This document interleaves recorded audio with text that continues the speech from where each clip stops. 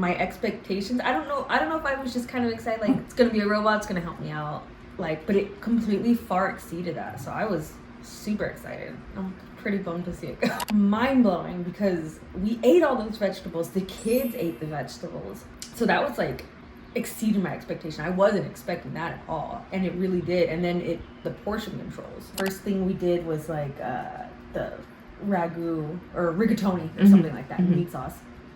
And my son, who's 5 years old, he was just so excited. He was like, okay, I'm gonna cook dinner for everyone. I'm gonna be the one to leave all the, like, put all the stuff inside and this, and he did. And I'm ready for the product to be out so I can just buy it. I don't want to fight with anyone. Yeah. And I had so much social media, people like messaging me like, what is this? This is, I was like, I haven't even responded to all of them. It's like, it's a lot.